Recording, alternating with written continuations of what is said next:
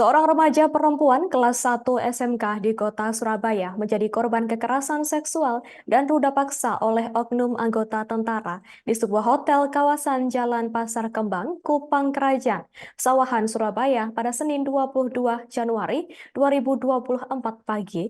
Untuk informasi selengkapnya akan dilaporkan langsung oleh rekan wartawan Tribun Jatim, Luhur Pambudi. Silakan rekan Luhur. Oke, baik Nina. Jadi seorang siswi salah satu SMK negeri di kota Surabaya menjadi korban kekerasan seksual dan ruda paksa oleh oknum anggota tentara di sebuah hotel yang berlokasi kawasan Jalan Pasar Kembang, Kelurahan Kupang Kerajaan, Kecamatan Sawahan, Kota Surabaya pada Senin pagi. Informasi yang dihimpun Tribun Jatim, korban berinisial A, 16 tahun, warga Kota Surabaya yang duduk di bangku kelas 1 sebuah SMK negeri di kota Surabaya. Korban informasinya sempat disekap dengan kondisi kedua pergelangan tangan terikat oleh pelaku di salah satu kamar hotel yang disewanya.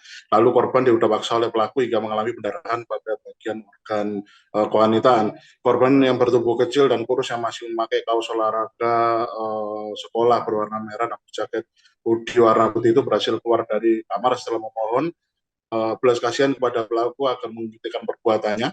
Kemudian pelaku yang sempat dulu itu dengan perangai memelas dari korban atau membiarkan korban keluar dari hotel dan ternyata korban mencari pertolongan pada pemotor ojek online yang kebetulan melintas di depan hotel yang saat itu memang dicarikan layanan ojek online-nya oleh pihak pegawai hotel.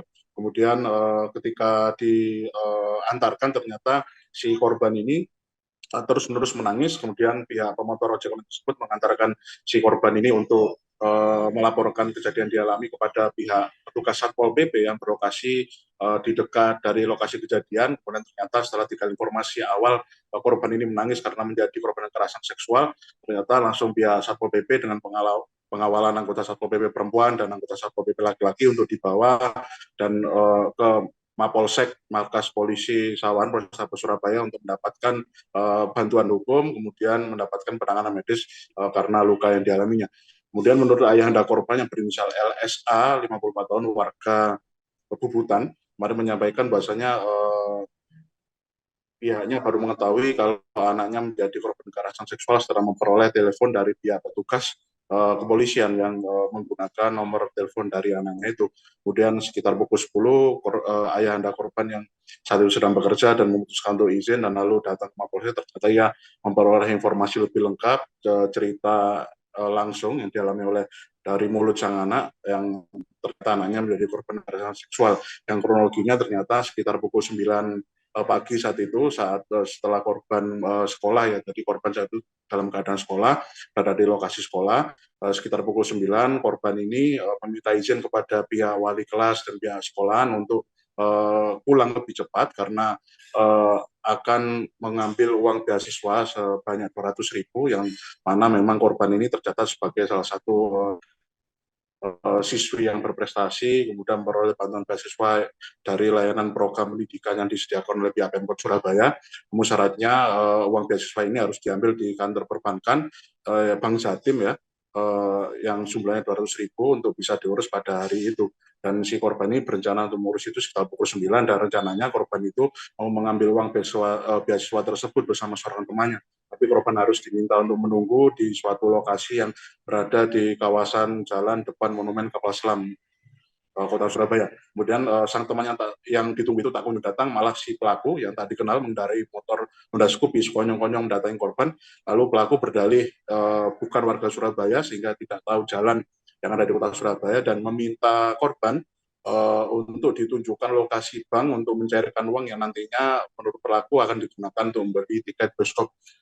Saat itu korban yang merasa iba akhirnya mengantarkan atau ikut dibonceng oleh pelaku yang untuk menunjukkan lokasi kantor perbankan yang memang ingin dituju oleh pelaku karena si pelaku tidak mengetahui lokasi kantor perbankan tersebut dan ternyata pelaku malah membawa korban ke sebuah minimarket yang kemudian berlanjut dibawa ke hotel.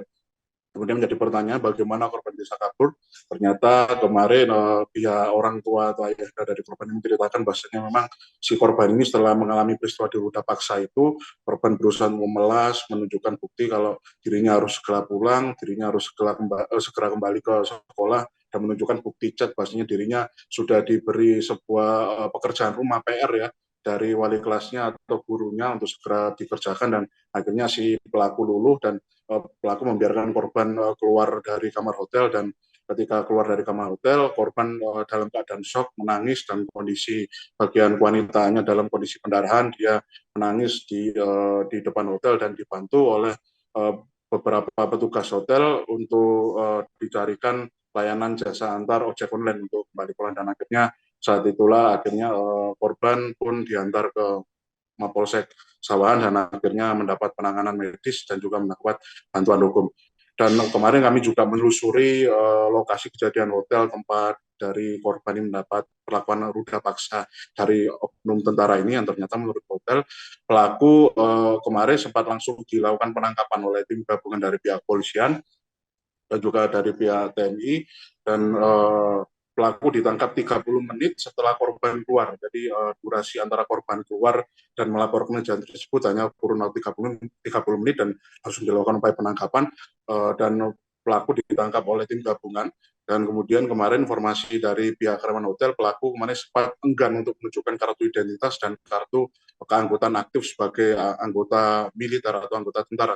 Dan karena kondisi tersebut, pelaku akhirnya digiring untuk dibawa ke Mapolsek Sawahan untuk diperiksa oleh petugas Satuan Polisi Militer instansi tempat pelaku berdinas. Dan kemarin kami juga mengonfirmasi bahwasanya proses penangkapan terhadap oknum tentara ini berlangsung secara kondusif, tidak ada perlawanan, bahkan tidak ada upaya pengurusakan aset atau inventarisir dari hotel. Dan informasi kami input kemarin, sosok dari si oknum tentara tersebut adalah berinisial SH, 25 tahun, yang tercatat merupakan warga dari NTB, provinsi NTB, yang informasinya ternyata tidak berdinas di kota Surabaya, mungkin melainkan berdinas di luar pulau, yakni di Pulau Papua. Kemudian menurut keterangan dari pihak Satreskrim Polrestabes Surabaya, ternyata kasus tersebut dilimpahkan ke pihak Polisi Militer Angkatan Laut. Dan kemarin kami juga melakukan upaya pantauan ya di lokasi Mapolsek Sawahan, tempat di mana si pelaku dilakukan pemeriksaan oleh anggota polisi militer. Kemudian di lokasi Mapolsek dan di ruangan lain tentunya korban juga mendapat penanganan medis, bantuan dari PMI Kota Surabaya, puskesmas setempat, dan pihak dinas pendidikan yang kemarin mengetahui insiden kejadian tersebut. Dan kemarin sekitar pukul 12.20 pada Senin kemarin, oknum tentara pelaku kekerasan seksual itu tampak digelandang keluar dari pintu utama Mapolsek Sawahan dengan pengalaman sejumlah anggota tentara berpakaian sipil dari instansi polisi militer tempat si pelaku bertugas. Dan pelaku tampak bertelanjang dada dengan kondisi kepala tertutup kain kaos berwarna biru muda, dan kedua pergelangannya tampak diborgol menggunakan kabel tis berukuran besar warna putih. Kemudian pelaku digiring masuk ke dalam sebuah mobil minibus warna putih sebagai mobil operasional petugas militer, petugas polisi militer yang tampak terparkir di depan teras utama gedung Mapolsek Sawahan. Kemudian mobil yang mengangkut pelaku itu pun melenggang pergi. Dan kemudian sekitar pukul 13.00 kemarin pihak korban pun akhirnya keluar juga dikawal oleh anggota PPA Satreskrim Polrestabes Surabaya yang berpakaian sipil untuk dilakukan upaya pendampingan hukum dan juga dilakukan upaya memberikan penanganan kesehatan terhadap korban. Kemudian kemarin pihak orang tua dari korban, berinisial SA, juga berharap bahwasanya pihak instansi pelaku bertugas untuk memberikan hukuman yang setimpal kepada si pelaku agar tidak lagi mengulangi perbuatannya.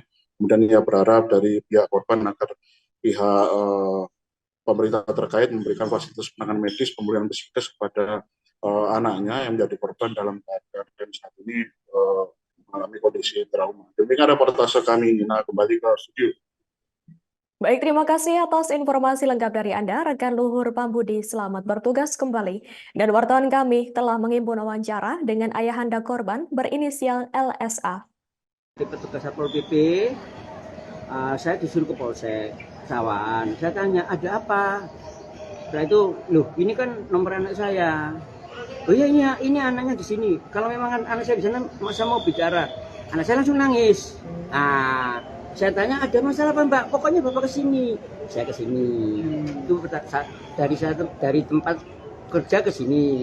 Dan di sini saya tanya anaknya, ada apa? Nah, dia cerita, awalnya dia tuh sekolah masuk pagi. Karena anak ini dapat beasiswa pemuda tangguh, tiap bulan dapat 200.000. Dan itu harus diambil di Bank Jatim. Nah, untuk ngambil itu kan setelah dia pulang.